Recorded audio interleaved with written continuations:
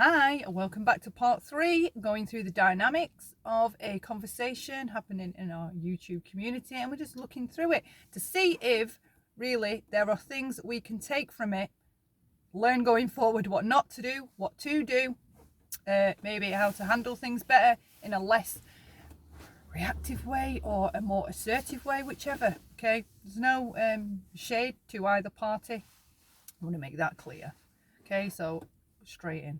I'm sorry, just sub. I'm sorry. So, who said that? Jen said there's Wait, just a sub said that? Yes. Oh, it's being taken up. Well, there's another little two-faced. Hey, stop it. Just because she gave her Again, opinion. with the name calling, it's directed at the chat. Okay, so now the argument, okay, you can see that this person, how I've said from the beginning, they're dominating it. They're deciding the direction this conversation's going.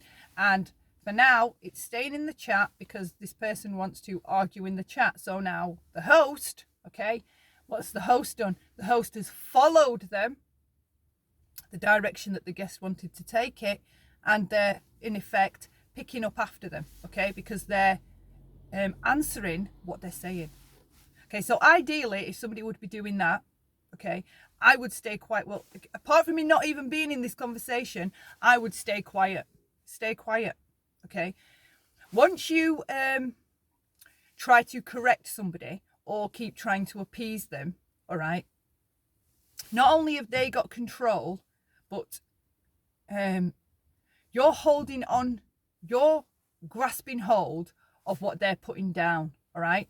Let go of what they're putting down. Let go. I don't mean let it go. I mean let go. Let go. Let it. I don't mean let it go as in the way of, oh, let it go because let it go, forgive and forget. I mean let go of what's happening, because while you hold on to what's happening, okay, you're emotionally attached to it and you're more likely to be emotionally reactive to it as well. Okay, so let the person, if you're not going to mute them because they should be muted, let the person, don't pick up after them. Change the direction, the point, back to what the point should be on. All right, ask, I can't even remember the question that why this person got on panel. I'm that confused at this point. I am so confused.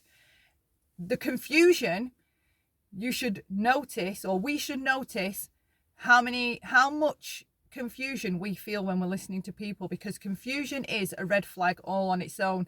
When you're feeling confused, typically in a toxic fashion, something is wrong. It's confusion is a huge red flag, okay? And is this person, like, they're mad at the chat, they're mad at all the people in the chat, they're mad at the host for not controlling the chat, they're mad at the way that the host is choosing not to control the chat. There's a lot of things this person's aggravated with, okay? So why are they in the chat? Why are they over there? This wouldn't be a healthy place for either party to be, either of them. Doesn't make her do I'm not taking over your stream. Screw you, just a sub. How about that? Stop it. Well, sorry. Stop. So, because from the beginning, all right, if we go back to the beginning, several behaviors cropped up early on in this conversation that were huge red flags, okay? The way that they initially started to dominate the conversation with the over talking and the deciding the direction that it was going to run in, okay? So because we've ignored those first early red flags, okay, now we're at this point, should we have paid attention to those red flags and just not even let it get to this point? Because what's the payoff? What's the payoff? The only payoff that you would be getting as a host is to feel stressed, upset maybe, emotional. Aggravated seems to be the word of the day today. So aggravated, you've less patience. You're more reactive because you're in a situation, okay, that you're not comfortable with, right? So you don't feel, when we don't feel comfortable and we don't feel relaxed, we're feeling, a bit on edge, a bit worried, a bit stressed, okay? We are prone to be more reactive because we're not in our natural state. So once somebody comes along and shifts your natural equilibrium, once that's shifted, we don't act the way that we'd normally act. And we see once you're having attacks on your patients, attacks on your way of doing things, attacks every time the host tries to talk, they're attacked in the way of they're steamrolled over, they're not allowed to get a thought out or a word. You'll know yourself if you've ever had that happen in real life. When somebody keeps doing that to you, it starts to make you frustrated, it starts to make you feel a certain kind of way. Then there's been the misdirection, the jumping into the chat, the jumping into different elements of the argument that aren't what the host can even answer because the actions weren't done by her, you know, because they're bringing this other panel into it and things that happened on there, they're bringing that into it. So once you're on the receiving end trying to manage all of these different things hitting you, okay, you become more reactive. All right, you become less patient, quicker to anger, quicker to being maybe aggressive, verbally aggressive, quicker to coming out of yourself. And that's why it is so important that sorry, I just had a visitor at my door. I had to pause it. Okay, so I'm kind of mixed up where I last was. I think I was saying, once you're on the receiving end of trying to manage all those things, right? Now, I'm not saying this person's toxic, right? But the conversation is, I don't want to be, you know, I'm trying to be critical and honest. The conversation style that we're watching go on was definitely toxic in my opinion. All right. But so once you're on the receiving end of all these different attacks, the attacks on your patients, the attacks on your concentration, where you're supposed to be looking and at what issue the other person's brought to you, you're feeling defensive, you're feeling like you need to justify yourself, you're feeling like you're being accused of things. Okay, once somebody has you feeling all those kinds of ways, they're in control. They are in control. They know exactly what they're doing, all right, in my opinion, and there isn't a chance in hell you are ever going to bring this style of a conversation round to being one that's going to be resolved, fixed, healed, and you can both walk away happily into the sunset doing whatever it is you want to do. Okay, not in my experience and the amount of dynamics I've had like that. Okay, it'll probably go calm for a bit, but again, the same styles will come up. All right, there's how we argue and communicate with other people. Generally, all right, that's who we are. You can't get somebody to not do that or change it. Okay, they have to want to do that.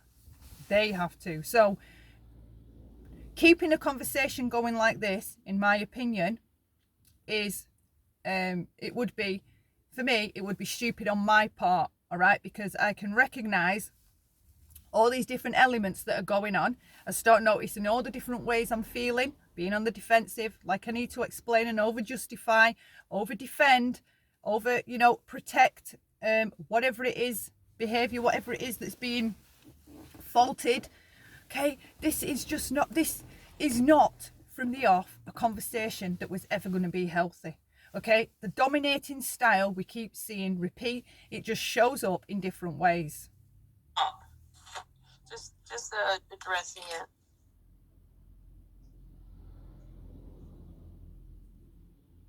Okay, it was you, Alex. That's right.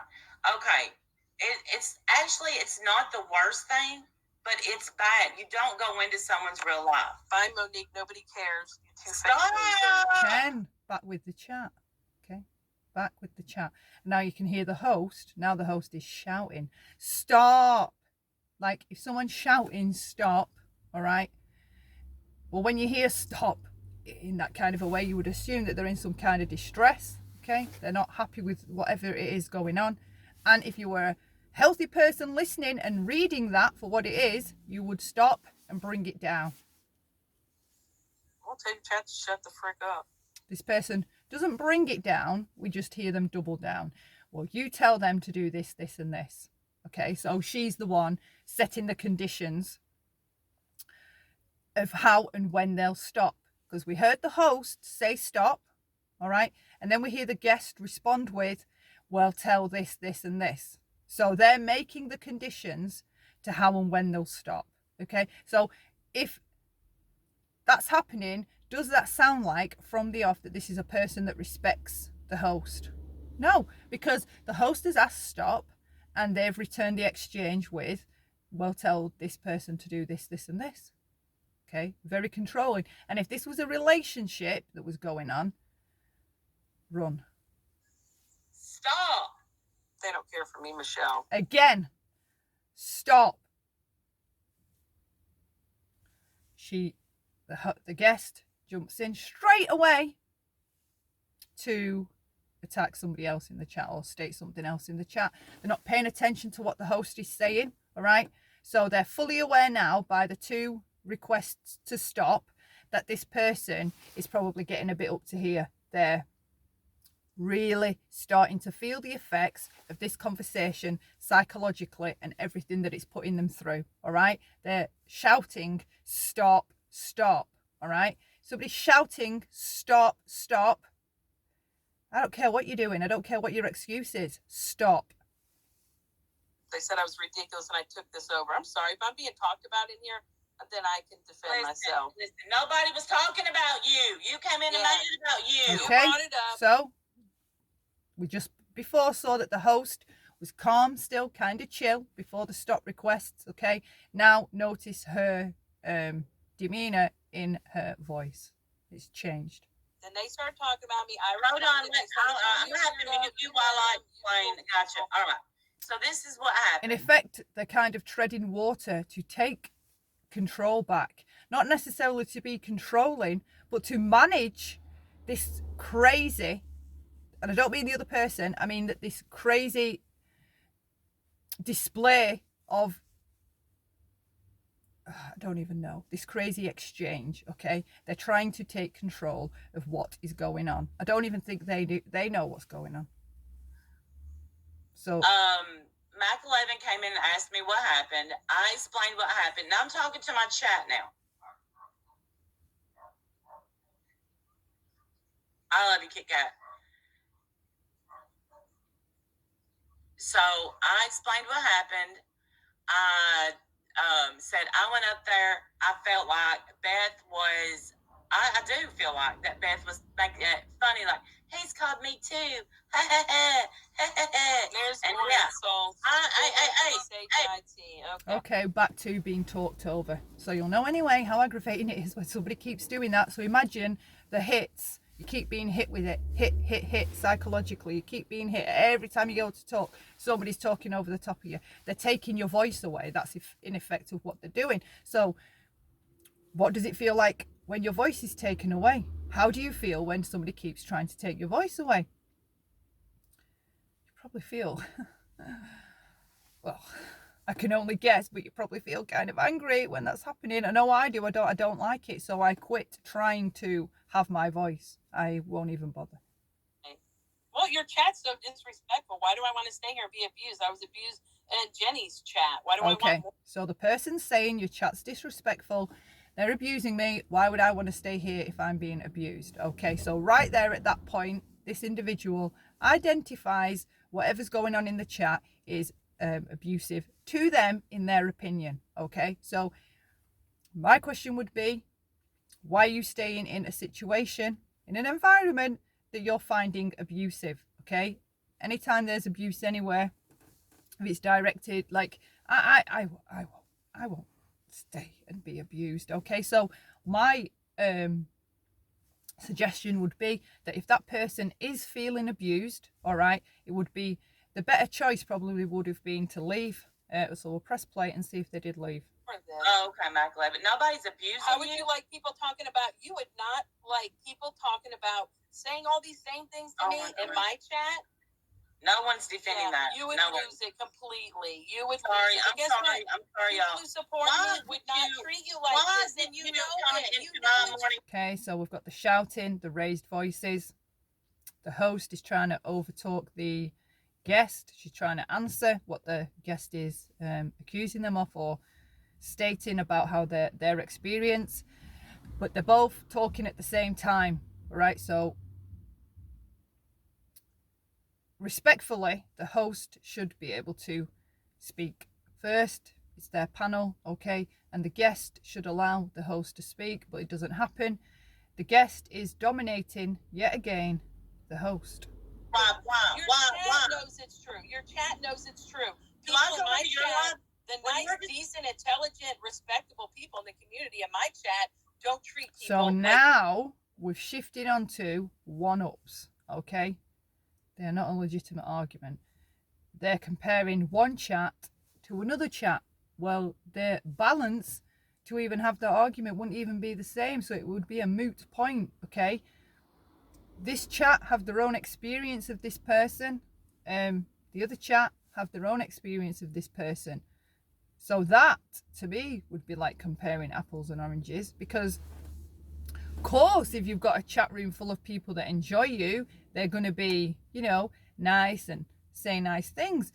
If you're in a chat where people are witnessing, you know, what I'm witnessing, watching it on the replay, then I'm not saying it's okay at all, because plenty of the comments I see in chats are offensive, abusive, no need for them, this, that and the other. Okay, that point's irrelevant. But they're bringing up another comparison that again has nothing to do with the issue of why the guest went on the panel. So it's to shift direction of what we're discussing. They're dominating, keeping control, and now they've shifted it to comparing. And in the middle of the comparing, they're insulting the chat that they're in. Now, come on, if you're insulting a chat and firing back at already a chat that's